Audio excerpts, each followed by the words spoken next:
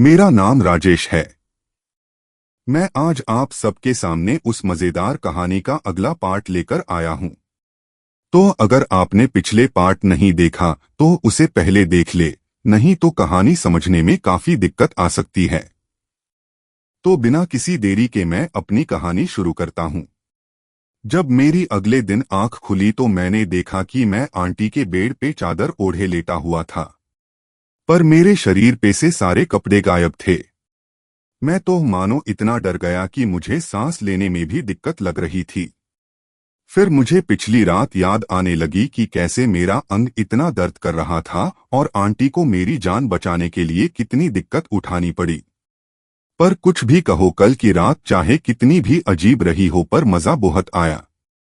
मुझे तो सोच सोच के ही मजा आ रहा है। पर मुझे थोड़े समय में याद आया कि मैं अभी भी आंटी के ही घर में हूं, वो भी बिना कपड़ों के।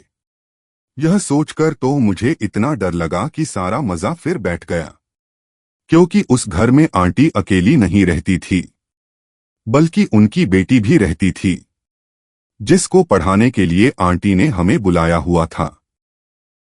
और अगर मैं ध्यान से सोचूं कि कल क्या हुआ था तो मेरे पास कोई जवाब नहीं है, क्योंकि मजा अपनी जगह होता है और हमने आंटी को उस तरह से देखना भी बंद कर दिया था।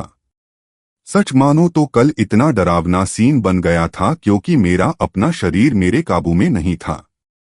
पर चलो, अब पिछली बातें सोचने से कुछ नहीं होगा, पहले मुझे यहां से जाना पड़ेगा। पर मैं जैसे ही जाने वाला था मैंने देखा कि मेरे हाथ पे एक अजीब सा निशान था। मैं तो मानो पूरा डर गया क्योंकि वह निशान एक शैतान की शक्ल जैसा था। पर मैंने अपनी हिम्मत पूरी बांधकर बाहर निकलने की कोशिश की, पर मेरे सारे कपड़े गायब थे। मैंने सोचा, एक मैं ऐसे तो इस कमरे से भी बाहर नहीं जा सकता हूं, क्योंकि मेरे पास मेरा अंडरवियर भी नहीं था। वैसे तो कल वाली बातें याद करे तो आंटी को कोई फर्क नहीं पड़ेगा, लेकिन आंटी की बेटी ने मेरा अंग अभी नहीं देखा है, तो यदि मैं ऐसे ही बाहर चला गया तो हो सकता है कि वह डर जाए और पुलिस बुला ले। इसलिए मुझे सावधानी से जाना होगा। मैंने कमरे में कुछ कपड़े ढूंढने की कोशिश की, पर वहां सिर्फ आंटी और उनकी बेटी के कपड़े पड़े थे। मैंने सोचा कि अगर उनके कपड़ों में कुछ ढकने के लिए मिल जाए तो वो पहनकर मैं बाहर निकलकर उनसे अपने कपड़े मांग सकता हूं। पर मैंने जब ध्यान से देखा तो वहां उनकी सिर्फ ब्रा और पैंटी ही पड़ी थी, पर उनमें से खुशबू बहुत ही अच्छी आ रही थी। पर मैंने उनमें से कुछ ओढ़ने लायक ढूंढने की कोशिश की, पर मैंने उन्हें जैसे ही हाथ लगाया मेरा तो मानो अंग बिल्कुल ही जाग गया। इसे तो मानो आज सच में जन्नत मिल गई। उन कपड़ों से आती खुशबू और वो मुलायम से कपड़े मुझे तो मानो पागल ही कर रहे थे। पर मैंने अपने ऊपर पूरा काबू रखते हुए उन कपड़ों में से आंटी की पेटीकोट लिए और उसे पहन लिया। मुझे एक डर और भी था कि यदि किसी ने मुझे उन कपड़ों में हाथ फेरता हुआ देख लेता तो मानो मेरी वही मयत लग जाती। पर मैंने फटाफट पेटीकोट पहना और कमरे में से आंटी को आवाज दी, पर कोई आवाज नहीं आई। मैं तो और डरने लगा कि आंटी भी लगता है चली गई है। पर कुछ देर बाद आंटी की बेटी आई और बोली, आंटी बाहर जा रखी है और आपके कपड़े धोके आंटी ने बाहर टांग रखे हैं। पर उसने मुझे जैसे ही आंटी की पेटीकोट में देखा उसका तो पूरा चेहरा लाल हो गया और एक हंसी के साथ बोली, आंटी ने बताया कि जब तुम कल मुझे पढ़ाने आए थे तब तुम्हारी तबीयत खराब हो गई थी। मुझसे इतना फ्रैंक होने के कारण वह मुझसे इतनी शर्मा नहीं रही थी। मुझे समझ आया कि आंटी ने उसे पूरी बात नहीं बताई है। आखिर उन्होंने कहा भी था कि कोई किसी को कुछ नहीं बताएगा। मुझे अब उस लड़की के हाव भाव समझ आए। एक, उसका मुंह इसलिए लाल हुआ होगा क्योंकि मैंने पेटीकोट की अलावा कुछ नहीं पहना था और वो पेटीकोट भी उसकी मम्मी का था। और हंसी का कारण भी शायद यही था क्योंकि अगर मेरी कोई सहेली भी अगर मेरे पापा के कपड़े पहने तो मैं भी शायद ऐसे ही हंसने लगूं। खैर, हम दोनों ने आपस में बात की तो मुझे पता चला कि उसे कल बुखार हो गया था। मैंने फिर उससे उसके हाल पूछे और उससे पहनने के लिए कुछ लड़कों के कपड़े मांगे, पर वह और जोर से हंसने लगी और मुझे भी शर्म के साथ हंसी आने लगी। अब मेरा भी चेहरा लाल होने लगा। यह देखकर वह अपने मुंह पे हाथ रख के जोर से हंसने लगी और बोली, सॉरी पर हमारे पास यही लड़कियों के ही कपड़े हैं। मुझे तो मानो आज कोई सजा मिल रही थी, क्योंकि ऐसा नहीं है एक मुझे कोई दिक्कत थी, पर इन कपड़ों में अब भी आंटी की महक थी। और अगर मेरा अंग आंटी के पेटीकोट में ही बड़ा हो गया तो वह लड़की पक्का आंटी को बता के मुझे जेल करा देगी। पर कुछ समय बाद हम दोनों ने आपस में बात की, एक उसके और आंटी और मेरे परिवार के बारे में बात की। फिर कुछ देर बाद वह मेरे कपड़े लाई और चिढ़ाते हुए बोली, अब तुम मेरी मम्मी के कपड़े उतार सकते हो। यह सुनते ही न जाने मेरे दिमाग में क्या आया, एक मेरा अंग उसी के सामने पूरा बड़ा हो गया। उसका चेहरा पूरा लाल हो गया और बोली, मेरा मतलब वो नहीं है। मैं कह रही हूं, एक जो तुमने मेरी मम्मी के कपड़े पहन रखे हैं वो उतार दो। मेरा चेहरा पूरा लाल हो गया और मैंने उसके हाथ से अपने कपड़े लिए और अंदर बाथरूम में पहनने के लिए चला गया। मुझे बड़ा अच्छा और अजीब लगा कि मेरे अंग को कौन सी बात अच्छी लगी, और मुझे तो मानो आज कुछ हो ही गया है। मैंने हिम्मत करते हुए अपने कपड़े पहने और आंटी का वो पेटीकोट उतार दिया।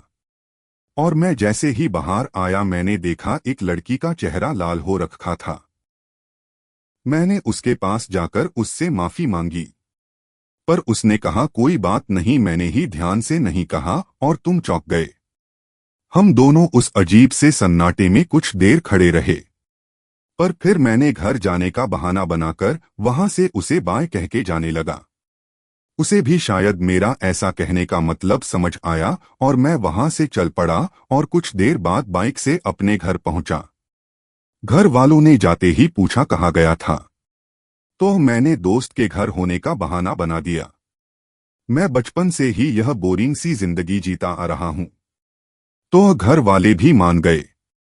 आखिर मानते भी तो क्यों नहीं, मैं बचपन से ही हर चीज में सबसे आगे था, चाहे वो खेल कूद हो या फिर पढ़ाई। मेरा जीवन सफलताओं से भरा था।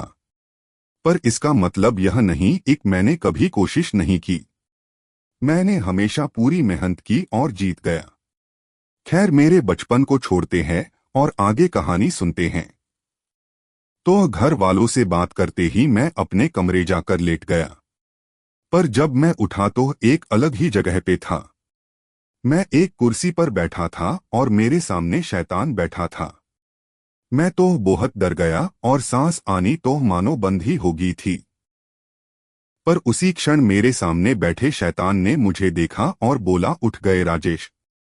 मेरा तो मानो डर के मारे मेरा सब कुछ फट रहा था, पर मैंने पूरी हिम्मत जमा करके उसे जवाब दिया, हाँ उठ गया, और पूछा तुम कौन। यह सुनते ही मानो वह पागल सा हो गया और जोर जोर से हंसने लगा और बोला, मैं शैतानों का राजा काल हूं। मैं यहाँ अपने एक काम से आया हूं और उस काम में मुझे तुम्हारी जरूरत होगी, इसलिए मैंने तुमसे पूछा एक जाग गए हो या नहीं।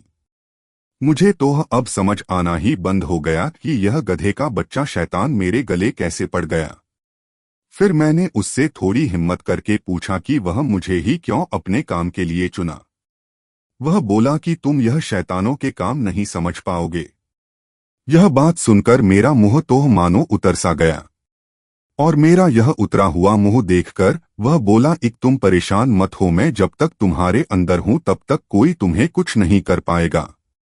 यह सुनकर तो मानो मैं इतना खुश हो गया कि मेरी खुशी चेहरे पर आ गई, क्योंकि मैं अपनी बोरिंग जिंदगी से थक गया था और अब यह शैतान एक नई उम्मीद की तरह था। मैंने उस शैतान से आपस में दोस्ती की बात की। पहले तो वह काफी गुस्सा हुआ, पर फिर मान गया। उसने मुझे बताया कि वह अपनी सारी ताकतें मुझे कुछ समय के लिए दे सकता है। फिर मुझे चक्कर आने लगे और मैं बेहोश होने ही वाला था कि मुझे काल आवाज सुनाई दी कि मैं उससे कभी भी बात कर सकता हूं उस निशान के सहारे। फिर मैं बेहोश हो गया और अपने घर के पलंग पे उठा। मैंने उठते ही अपना शरीर देखा कि वह शैतान का निशान और ज्यादा साफ दिखने लगा। मैंने शैतान का नाम पुकारने की कोशिश की, काल काल, और थोड़ी देर में मेरे दिमाग में एक आवाज आई कि क्या हुआ। मैंने बोला कि यह निशान बिल्कुल साफ दिख रहा है, अगर किसी ने देख लिया तो काफी सवाल करेगा। वह बोला, चिंता की कोई बात नहीं, किसी को कुछ नहीं दिखेगा। मुझे यह सुनकर तसल्ली हुई। मैंने फिर काल से पूछा कि क्या तुमने आंटी वाले मैटर में भी कुछ किया था क्या? वह हंसने लगा और बोला, हाँ बेवकूफ, तुझसे तो कुछ होने वाला था नहीं, तो मैंने ही थोड़ा सा तेरी आंटी के साथ मजाक किया। और चिंता मत करियो, मैंने सब कुछ संभल रखा है। यह सुनते ही मुझे तो मानो पंख लग गए थे और मैं उड़ रहा था। मुझे तो मेरे ऊपर विश्वास ही नहीं हो रहा था। एक जिसे मैं गधे का बच्चा समझ रहा था, वो तो मेरे लिए साक्षात भगवान बन के आया है। मेरे तो पैर ही जमीन पे नहीं पड़ रहे थे। काल भी अंदर से मेरे भाव समझ गया और हंसने लगा। अब मुझे सच में लग रहा था मैं सच में महान हूँ। मैं अच्छी अच्छी बातें सोच ही रहा था कि तभी मेरा अंग फिर से बड़ा हो गया, पर उसी समय मम्मी वहां आ गई। मेरी मम्मी और मेरे पापा पहले ही मर चुके थे और अब मैं अपने पिता की दूसरी पत्नी के साथ रहता हूँ और उन्हें ही मम्मी कहता हूँ। मम्मी ने आते ही मुझे डांटना शुरू कर दिया। मैं उन्हें जवाब क्यों नहीं दे रहा हूँ। मैं अपनी खुशी में इतना उड़ रहा था कि आसपास का ध्यान ही नहीं रहा कि वह मुझे आवाज दे रही है। पर मैंने पूछा, क्या हुआ मम्मी, क्यों बुला रहे थे? मम्मी ने मुझे लेक्चर दिए और कहा कि खाने के लिए बुला रही है। मैं बोला, अच्छा आया। वह जाने लगी, पर तभी उनकी नजर मेरे अंग पे पड़ी और चिल्लाकर मुझे और डांटने लगी। मुझे उस दिन पूरे 2 घंटे का लेक्चर मिला, वो भी किस लिए कि अपने कमरे में दरवाजा बंद करके अपने अंग से खेलना गलत बात होती है। मैंने उन्हें बहुत समझाया कि पहले तो वह बिना नॉक करे अंदर आ गई और फिर उन्हें ये समझाया कि मैं उससे खेल नहीं रहा था बल्कि अभी सोकर उठा था। पर जैसा कि हमें पता है, मामा होती है, वह सिर्फ डांटती है। चलो माँ से 2 घंटे डांट खाने के बाद मैंने नहा धोकर खाना खाया। आगे जानने के लिए अगला पार्ट देखें।